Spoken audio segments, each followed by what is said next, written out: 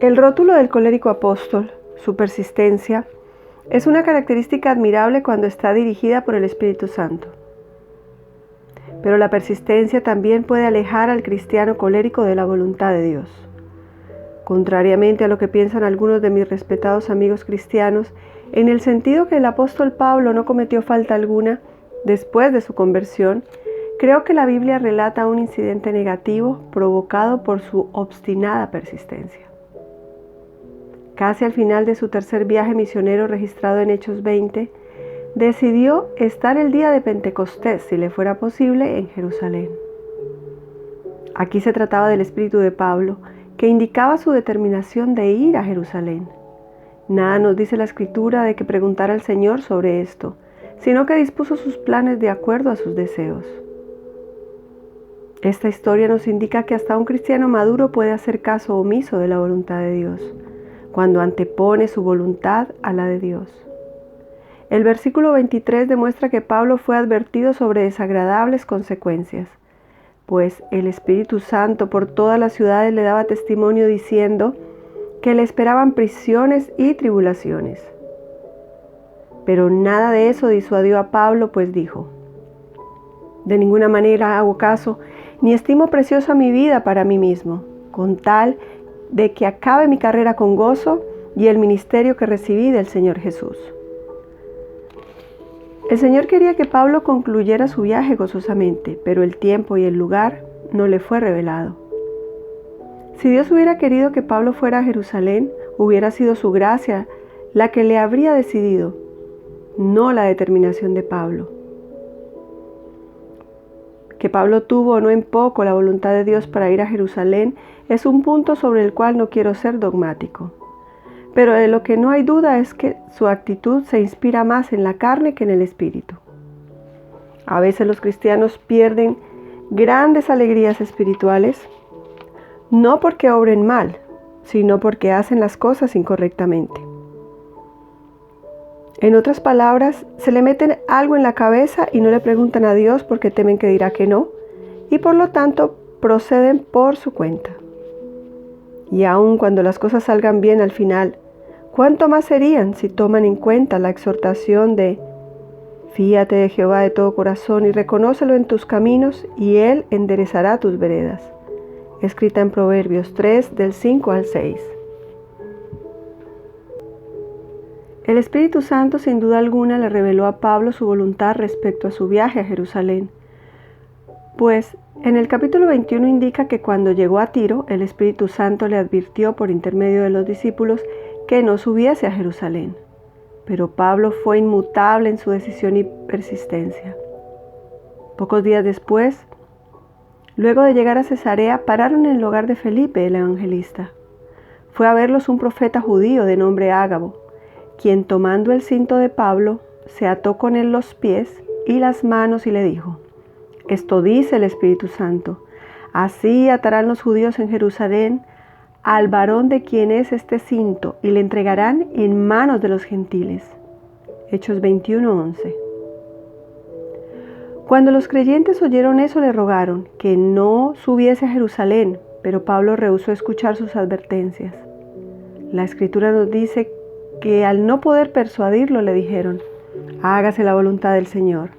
Hechos 21:14. O todos los discípulos y profetas estaban equivocados, o el equivocado era Pablo. Los coléricos tercos y obstinados deben aprender que cuando gente espiritualmente motivada recomienda un cambio de dirección, es hora de buscar la dirección y voluntad del Espíritu Santo sobre ese problema. Esto es difícil para los coléricos, eternos opositores. Mientras más procuramos impedir que un colérico lleve adelante sus proyectos, más se empecina en hacerlos.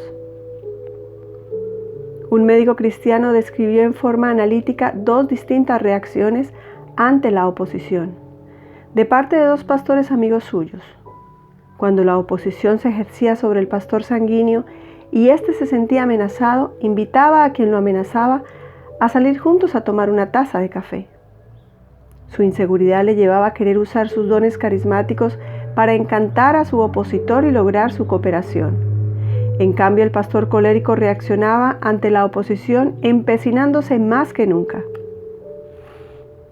La tentación habitual y dominante del cristiano colérico es la de empecinarse en hacer algo y persistir en la idea sin saber si cumple o no la voluntad de Dios. Esta modalidad puede producir un obrero cristiano aparentemente eficaz, pero no feliz, y que además no hace buen uso de sus talentos. Un colérico lleno del Espíritu siempre producirá más y mejor que un colérico carnal. Al igual que los demás temperamentos, el señor colérico necesita desesperadamente contar con la plenitud del Espíritu Santo.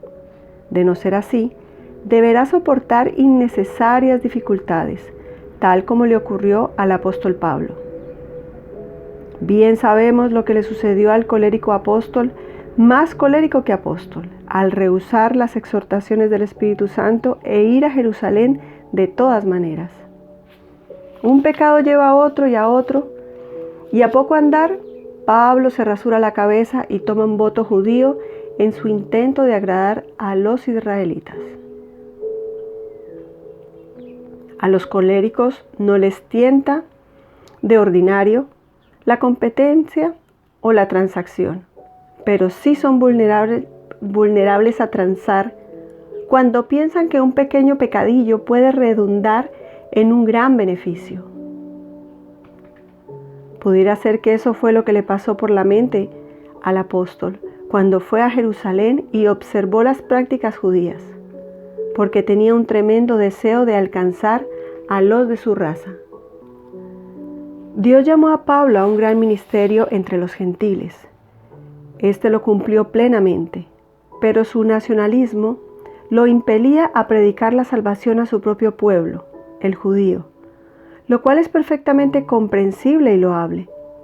Pensó sin duda que si se sometía a este rito judío, que para él ya carecía de significación, le haría ganar la confianza de los judíos de Jerusalén y podría predicarles libremente el Evangelio. Aprendió, y todos los cristianos deberíamos aprender de su experiencia, relatada en los capítulos 21 y 22 de Hechos, que nunca es bueno obrar mal para lograr un bien. Siempre es malo obrar mal. Más aún, la desobediencia es una forma de incredulidad, una falta de confianza en que sí, Dios quiere, Él podrá hacer que prediquemos en Jerusalén o testifiquemos ante una multitud. Él lo puede hacer. Para Él nada es imposible. Dios es capaz de utilizar la ira de un hombre para alabanza de Él. No necesita de nuestro pecado para revelar su gracia. El colérico apóstol pagó un altísimo precio por este breve periodo en que cumplió su propia voluntad. Fue encarcelado en Jerusalén y luego transferido a Cesarea, donde permaneció aproximadamente 2 años. Aprendió una valiosa lección a costa de esta experiencia personal, lección de la cual todos los cristianos deberíamos aprovechar. Depositar su recia voluntad en Dios, que no comete error alguno al guiar nuestras vidas. Seguramente Pablo confesó a Dios su pecado de obstinación. Si bien la Escritura no lo dice claramente, pues lo vemos después de este tropiezo afirmado y útil en las manos del Espíritu de Dios. Dios no guarda rencor aun cuando pequemos. Así lo vimos en la vida del sanguíneo Pedro y lo vemos ahora en la vida del colérico Pablo. Dios utilizó poderosamente a este hombre en la prisión, desde donde testificó a gobernadores, reyes y finalmente al mismo César. Muchas de las epístolas de Pablo fueron escritas después de esta demostración de temperamento dominado por la carne. El recuperar la confianza de Dios es una experiencia instantánea para cualquier creyente que reconoce su pecado y se entrega de nuevo en las manos del Padre.